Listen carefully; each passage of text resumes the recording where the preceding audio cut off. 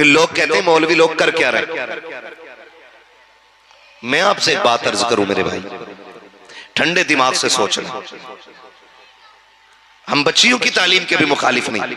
हम तो एक बात कहते हैं, तालीम औरतों की जरूरी तो है, मगर खातून खाना हो वो सबा की परी ना हो। खातून खाना हो वो सबा की परी ना हो। हम तालीम के मुखालिफ नहीं, लेकिन एक बात कहना चाहता हूं, ये जो बच्चियां मुर्तद होना शुरू हुई है ना, इसमें दो सबब सबसे बड़े। एक तो ऑनलाइन तालीम, और दूसरा स्कूल के ऐबों पे ट्यूशन के नाम पे बांधी जाने वाली पट्टी। इन दो चीजों ने बेड़ा गर्क कर दिया हमारी कौम का। ऑनलाइन पढ़ाई ये छोटे फोन पे हो नहीं सकती थी, जाहिर है मल्टीमीडिया फोन चाहिए था, उस पे आजादी मिली। अगर वहां बच्ची बच गई तो ये जो ट्यूशन चले ना, ट्यूशन, हमने बच्चियों को पढ़ाया तो जरूर, लेकिन ये देखने की कोशिश नहीं की कि पढ़ा कौन लगा गए, और जहां पढ़ लगी है वहां गैरत वाले बैठे हैं कि बेगैरत बैठे। मैं मानता हूं आपकी बेटी शरीफ होगी, आपकी बच्ची अच्छी होगी, लेकिन आप जानते हो इन इस्लाम दुश्मन ताकतों की स्कीम को।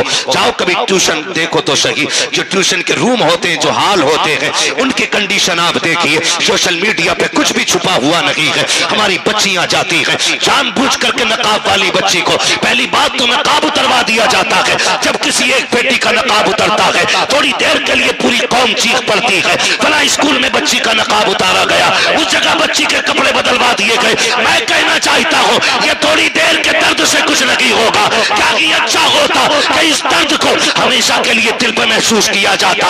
एक बच्ची का नकाब उतरता, पूरी कौम को नींद नहीं आनी चाहिए थी, लेकिन क्या फर्क पड़ता है साहिब, ना हमारे उर्सों में कमी आई है, ना हमारे जलसों में कमी आई है। हमारी शादी भी उसी धूमधाम से है, बारातें भी उसी शान से चल रही है। तुम्हें क्यों याद नहीं रहा 8 दिन पहले बेटी का नकाब उतरवा दिया गया? तुम्हें क्या लगता है सिर्फ कपड़ा उतारा गया है? नहीं, जिस बेटी का नकाब उतारा गया है, सिर्फ नकाब नहीं, इस्लाम की इज्जत उतारी जा रही है। क्यों भूल जाते हो तुम, सिर्फ नकाब कपड़ा नहीं होता है। आपको समझाना चाहता हूँ, कपड़े 3 कलर के हो, लाल हरा पीला, लाल हरा सफेद। जब ये कपड़े हो, अलग अलग पट्टियां हो, दुनिया पट्टी कहती है, कपड़ा कहती है। जब एक जगह सिल दिया जाता है तो इसी को तिरंगा कहा जाता है, यही मुल्क का झंडा बन जाता है। अगर ये अलग अलग था, तुमने फेंका, कोई फर्क नहीं पड़ा है, लेकिन जब ये कपड़ा झंडा बन के छत पे लगा, फिर जब गिरा है, तो सिर्फ झंडा नहीं, मुल्क की आबरू का सवाल है, मुल्क की इज्जत का सवाल है। मैं कहना चाहता हूँ, अगर झंडा बन जाए, कुल कौम की और मुल्क की आबरू बन जाता है, और जब यही कपड़ा नकाब बन के बेटी के बदन पे चल जाता है, तो बुर्का सिर्फ कपड़ा नहीं, बल्कि ये इस्लाम की हया और इस्लाम की इज्जत का जौहर बन जाया गया। नारा तकबीर, नारा रिसालत, मुफ्ती हम्माद रजा साहब किबला, नारा तकबीर, नारा रिसालत। तवज्जो है सारे लोगों की? नकाब उतरा, फर्क पड़ा? नहीं ना, कोई फर्क नहीं पड़ा। जैसे चल रहे थे वैसे ही चल रहे हैं। ट्यूशन के नाम पे बदतमीजियां, गारंटी है मेरी, जितनी बच्चियां मुर्तद हुई हैं, जाओ जाके चेक करो, उनमें 90 नहीं बल्कि 95% वो बच्चियां हैं जो ट्यूशन पढ़ने जाती हैं। मोहम्मद अली भाई, 95% वो बच्चियां जो ट्यूशन पढ़ने जाती हैं। मेरे भाई, अच्छा लगेगा अगर तेरी बेटी IAS बनेगी, सर ऊंचा होगा तेरा, फख्र करेगा। मैंने पहले ही कहा था तालीम का मुखालिफ नहीं। मैं आपसे बस इतनी गुजारिश करूंगा, उस जिल्लत से जो बेटी घर छोड़ के, धर्म बदल के, गैर के बिस्तर पे जाके लेट गई, ऐसी जिल्लत से घर में बेटी का जाहिल रहना बेहतर है। और हम, हो सकता है कोई मेरी तकरीर पे आने वाले दिनों में कमेंट करके कहे कि ये बेटियों को जाहिल रखने की बात कर रहा है। नहीं, तालीम का सबसे पहला तसव्वुर देता ही इस्लाम है। हम क्यों मना करें, लेकिन आपसे चंद बातें करनी है मुझे, आपसे चंद बातें। हमने ना पैसा कमाया है ना, तो हमने मैरिज हॉल बनाए, शॉपिंग मॉल बनाए। हमने पैसा कमाया है ना, तो हमने फैक्ट्रियां डाली। हमने पैसा कमाया है ना, तो हमने बिजनेस बढ़ाया है। काश हमने पैसा कमा के कौम की बच्चियों के लिए एक तहजीब और हया वाला इंग्लिश मीडियम स्कूल और कॉलेज बनाया होता। ये हम नहीं करेंगे। बुरा मत मानना, हमारी कौम ने पूरी जिंदगी मजारों के पत्थर चमकाए। मजार ठीक है, बुजुर्गों के मजारात भाई से बरकत है, मगर आपसे मैं कुछ समझाना चाहता हूं। ये सारे उलमा बैठे, इनकी मौजूदगी में मैं कह रहा हूं, गुंबद कितनी भी कीमती बना लो, गारंटी नहीं है उससे मजार वाला राजी हो जाए। जितना चाहो कीमती गुंबद बना लो, जितना चाहो महंगा कलश चढ़वा दो उस पर, शायद उससे मजार वाला राजी ना हो। बेटियों के लिए हया की जगह तालीम के लिए इदारे कायम करा दो, खुदा की कसम मजार वाला भी राजी हो जाएगा, साथ में मदीने वाला भी राजी हो जाएगा। हमने बताया ही नहीं, हमने कहा ही नहीं कभी तालीम पे फोकस करें। 70 साल की भूल है हमारी ये, 70 साल हमने ये गुमनामी में काट दिए और यही सोच के जीते रहे, भाई कट रही है बस अपनी तो क्या है। आज सर पे आ गई है तो अकल लगी है। खुदारा आप मज़ारात पे हाजिरी दें, मज़ारात पे आप जाएं, ये अपनी जगह है, लेकिन अब जरूरत है कौम को, बच्चियों को एक ऐसे इदारे की हर इलाके में जहां बेटी की तालीम भी दुरुस्त रहे और उसकी इज्जत भी महफूज रहे। ये बहुत ज्यादा जरूरी है, वरना याद रखना आज मेरे घर आग लगी है, कल आपके घर लगेगी। आज आपके घर लगी है, यही आग सुलगते सुलगते मेरे घर भी आनी है, मेरे घर भी आनी है। कितना जिगरा हो गया बच्चियों के अंदर के वो जहन्नम जाके खरीद रही हैं, जिनकी बच्चियों को दोज़ख पढ़ाया गया था, आज वो भूल गई दोज़ख का अज़ाब क्या है। और बाप कहता मौलवी जिम्मेदार है, नहीं जी, मौलवी का काम कहना होता है, अमल कराना हम सब की अपने घर की जिम्मेदारी होती है। और एक वजह और है, घर की और बेटियों की इज्जत की बर्बादी में सबसे बड़ा हाथ भाई का भी है। या तो भाई बहन से यह सौदा कर चुका है कि तू मेरे ऐबों पे पर्दा डाल, मैं तेरे ऐबों पे पर्दा डालूंगा, या फिर भाई इतने नशेड़ी हो गए हैं कि वो शराब और नशे और नींद की गोलियों में धुत होके सोते रहते हैं। बहन रात के 3 बजे कहां फोन कर रही है किसी को मतलब नहीं होता है। और ये जो मुसलमानों ने लगा रखा ना, ये बॉयफ्रेंड मौलवी की सोच पुरानी बोल रहे हो ना, मर के देखो, मर के खुदा की कसम सारे फ्रेंड रह जाएंगे बाहर। अल्लाह कब्र में गिरा के ऐसी सजाएं देगा कि कोई बचाने वाला नसीब नहीं होगा। ये सोचे बदल दो अपनी, और बेटियों को कनीज़े फातिमा ज़हरा बनाओ। ये जो आज भूख लग गई ना कि मैं भी अपनी बेटी को पढ़ाऊंगा, उसके जिम्मेदार वो लोग हैं कि जो कहते हैं मुझे अपने घर के लिए डिग्री होल्डर औरत चाहिए। आप कहेंगे कैसे? होता यूं है कि जब रिश्ता करने जाते हैं ना, तो जाके पूछते हैं क्या पढ़ा है बेटी ने। गरीब बाप कहते था मेरी बेटी ने, वो तो फखर से कहता कुरान पढ़ा है, लेकिन ये जाहिल उल्लू का पट्टा कहता बस खाली कुरान पढ़ा है, और क्या पढ़वाना चाहता है, एमए नहीं किया है, बीए नहीं किया है। जब ये कह के रिश्ते ठुकराए जाते हैं ना, तो फिर मजबूरी हो जाती है हर बाप की बेटी के लिए डिग्री का इंतजाम करना। ये बातें याद रखिएगा जो मैं कह के जा रहा हूं। अक्लमंद वो नहीं है जो अपने बेटे के लिए आईएएस आईपीएस या एमबीबीएस ढूंढ के लाए। अक्लमंद वो है जो अपने घर के लिए कनीज़े फातिमा ज़हरा देख के लाए। हम मुसलमान हैं और शुक्र है रब का, रब ने सबसे ज्यादा इज्जतें हमारी बेटियों को अता की है। ये वकार सिर्फ हमारी बेटी का है।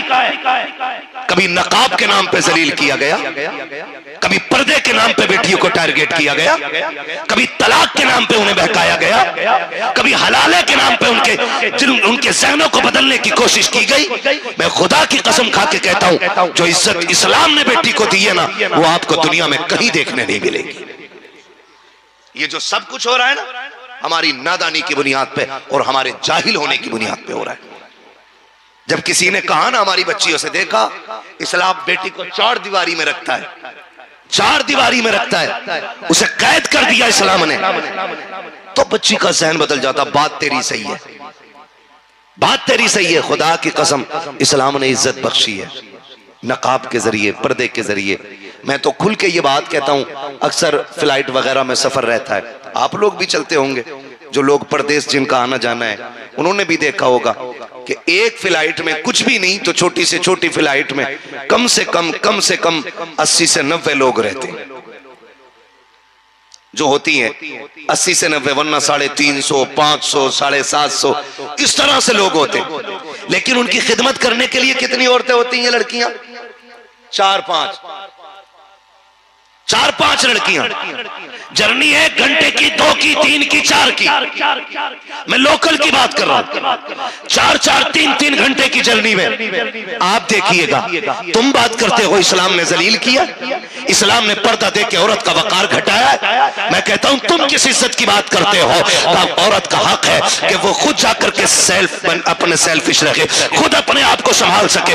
तुम इसे आजादी कहते हो। तुमने डिग्री दिलाई, क्या बना? कि मेरी बेटी एयरलाइंस में है, मेरी बेटी फला एयरपोर्ट पर है, मेरी बेटी फला एयरपोर्ट पे, चल मैं तेरी कलाई पकड़ के लेके चलता हूं, मुझे बता तो सकी। तुम ये कहते हो कि इस्लाम ने बेटी को घर के अंदर रख के घर की नौकरानी बना डाला है। मैं दावे के साथ कह सकता हूं, पूरे घर के अंदर या तो 12 मेंबर होंगे, 18 मेंबर होंगे, 20 से ज्यादा किसी घर के अंदर मेंबर नहीं होंगे। उन 20 लोगों के लिए अगर 4 बच्चियां खाना बनाती है तो तुम उन्हें गुलामी कहते हो। क्या कहोगे इन 4 बच्चियों के बारे में जो 250 लोगों के आगे पीछे पानी लेकर के टहल रही है? किसी को पानी की जरूरत है, जा करके पूछ रही है। खुदा की कसम, और बात यहीं तक नहीं रह जाती, तनख्वाह तब दी जाएगी जब कपड़े उनकी मंशा के होंगे, तनख्वाह तब दी जाएगी जब रहन सहन उनके तरीके का होगा। और यह भी तनख्वाह में शामिल होता है कि कोई कुछ भी करे, तुम्हें बदतमीज नहीं बोलना है। कोई किसी भी तरह से बात करे, तुम्हें उसको राजी रखना है। खुदा की कसम, लानत हो ऐसी दौलत पे, थूकते हैं हम ऐसे पैसे पे जो बेटियों की इज्जत दांव पे लगाने के बाद मिले। हमें ऐसा पैसा नहीं चाहिए। हम खुदा की कसम पैगंबर के मानने वाले हैं। हम फाके तो रह सकते हैं, जिल्लत के टुकड़े कभी नहीं खा सकते।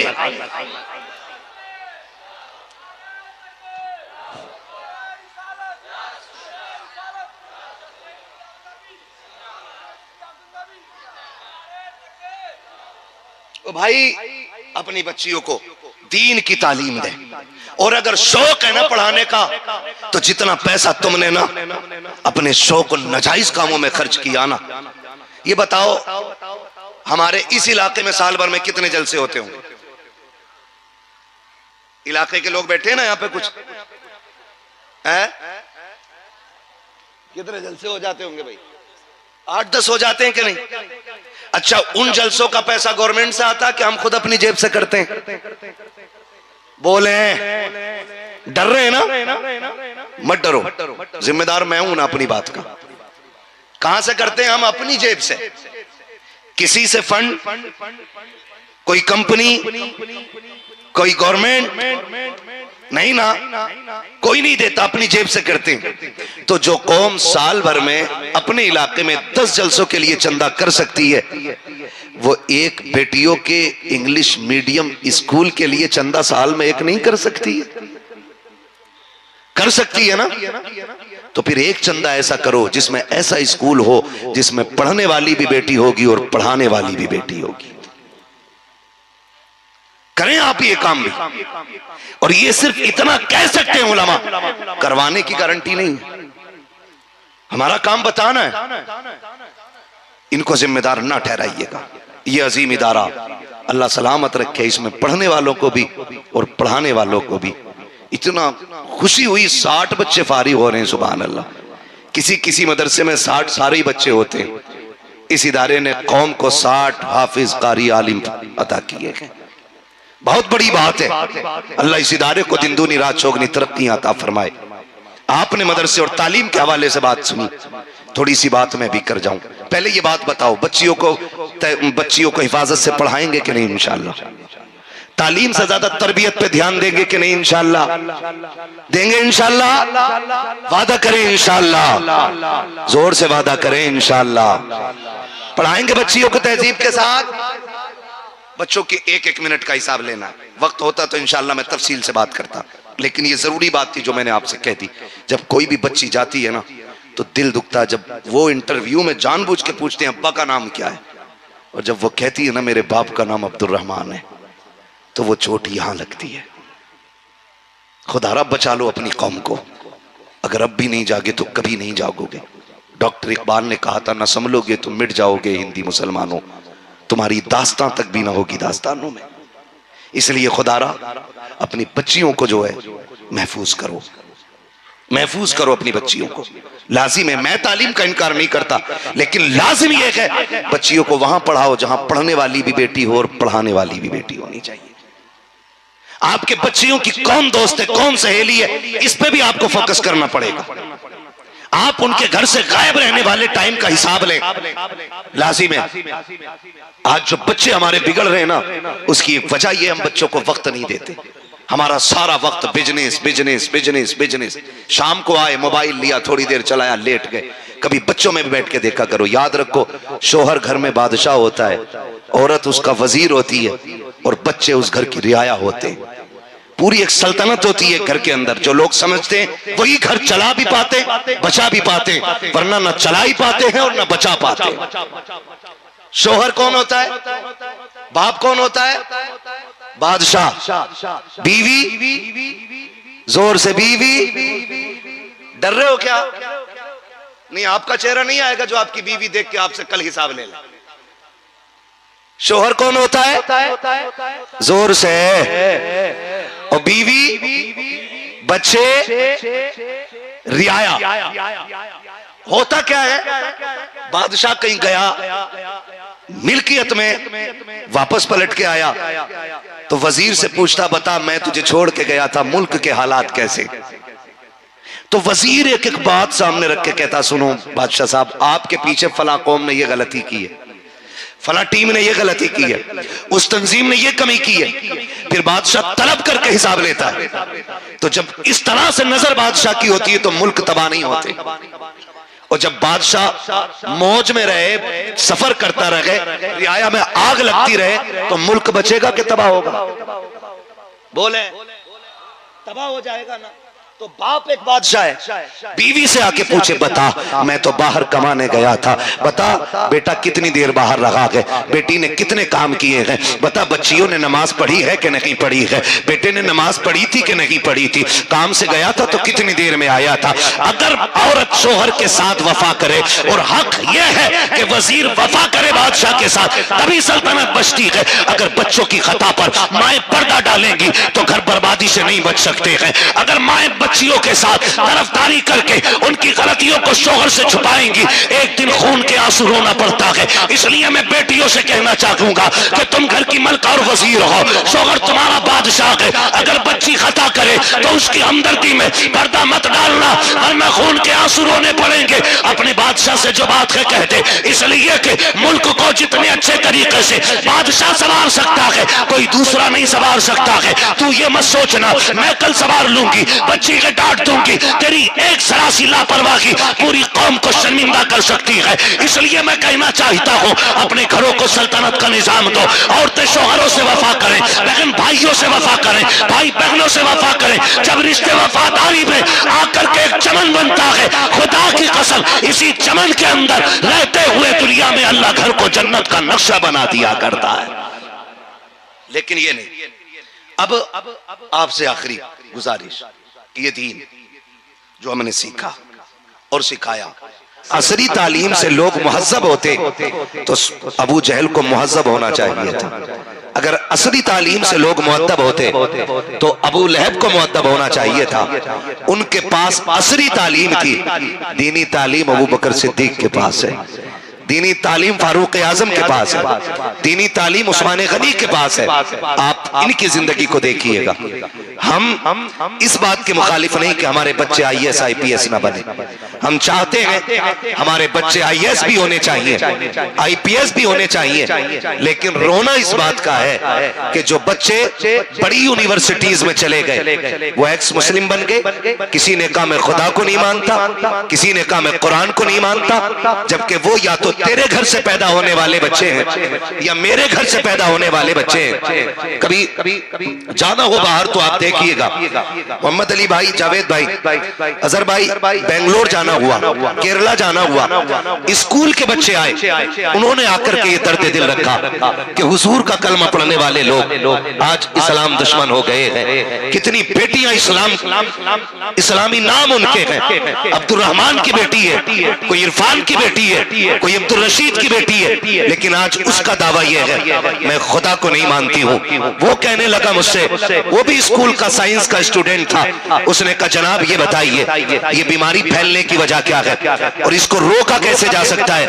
मैंने बहुत दिमाग लगाया तो सिर्फ इस नतीजे पे पहुंचा, साहिबो अपने बच्चों को 12 घंटे इंग्लिश मीडियम में पढ़ाते हो, 1 घंटा कुरान के लिए देते हो, बहुत कम देते हो। मैं कहता हूं कम से कम 2 घंटे कुरान के लिए दो, और सिर्फ कुरान के लिए नहीं, अपने बच्चों के 15 मिनट सिर्फ तरबियत के लिए आलिम दीन के पास दिया करो। हमारा रवैया ये होता जा रहा है, हमारे बच्चे इंग्लिश मीडियम में पढ़ते तो हैं, उन्हें कुत्ता बिल्ली की तालीम तो आती है, लेकिन उन्हें वो तालीम नहीं आती है जो रब ने अपने महबूब के सीने पे उतारा है। वो कुरान हमारी कौम के बच्चों को नहीं आता है। तहकीक कर लीजिए, जाइए आप देख करके आइए, वो बच्चे जिन्होंने दीन छोड़ दिया है, जो खुदा की खुदाई का इनकार कर बैठे हैं, जो नबी की रिसालत से मुंह कर गए हैं, दावा है मेरा वो एक दिन के लिए मदरसा नहीं गए होंगे। काश उन्होंने 8 महीने अगर मदरसे में गुजारे होते तो जान दे देते, लेकिन नबी का दिया हुआ दीन नहीं छोड़ सकते।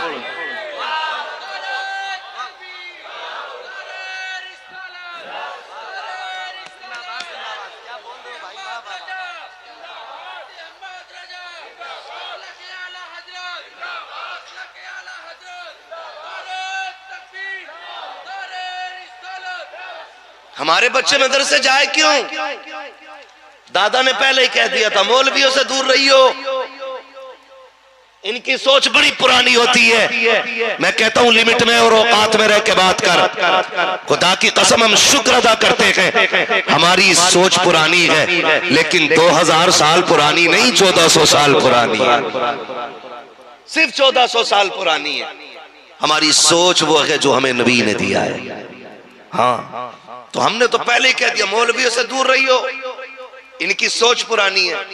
अपनी नस्लें अगर बचानी है ना, नस्लें अगर बचानी है तो याद रखिएगा, एक हाथ में अगर असरी तालीम है ना तो दूसरे हाथ में मोहम्मदी तालीम होनी चाहिए।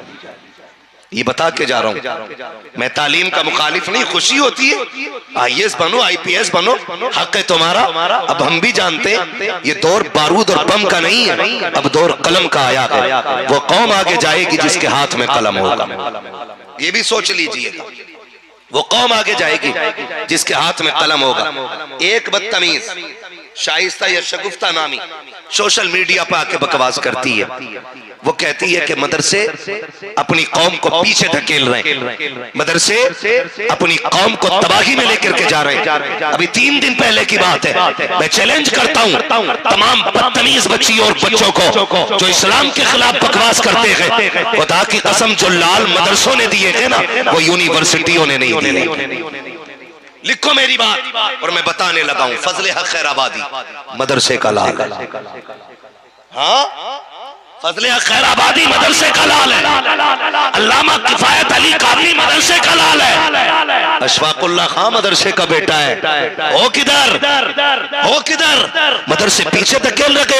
अगर आपको यकीन ना हो तो तहकीक करके देख लो। कहते मुसलमान नौकरी के चक्कर में फिर रहा है। खुदा की कसम मुसलमान ने न कल किसी की मुलाजमत की थी, न आज कर रहा है। और ये तारीख उमर फारूक आजम की दौर की दोहरा रहा हूं। हजरत उमर ने कहा था ये कौम जब तक बिजनेस करेगी उस वक्त तक जलील नहीं होगी, जब नौकरियों के चक्कर में पड़ जाएगी तब ये कौम जलील हो जाएगी। गारंटी है मेरी, नौकरियों को ठोकर मारो, तालीम तरक्की के लिए सीखो और खुद बिजनेस करो। खुदा की कसम तुम गुलामी के लिए नहीं, तुम तो जमाने में हुकूमत करने आए हो, लेकिन मिजाज बन गया गुलामी का। तालीम का मतलब नौकरी नहीं होता है, ये भी बता दो। तालीम का मतलब नौकरी नहीं है। याद रखिए, जब जेब पे कलम होता है ना तो आईएएस भी संभल के बात करता है। जबान अच्छी होती है ना, आईपीएस भी लिमिट में बात करता है। और जब कौम अनपढ़ होती है ना तो वर्दी पहन के ये लुटिया चोर सिपट्टियां आती हैं और 10-5 हजार यूं ऐट के ले जाती हैं, और हम 5 हजार दे के कहते फ्री में छूट गए। खाली अगर हाई स्कूल तक पढ़ लिए होते ना तो 5 हजार तो क्या, इस सिपट्टिया को फूटी कोड़ी तुम नहीं देते। ये जो कीमतें भर रहे हो ना, ये अपनी नादानी की कीमत है। सही बता रहा हूं ये। तो तालीम जो हमें हासिल करनी है ना, नौकरी के लिए नहीं, हुकूमत के लिए।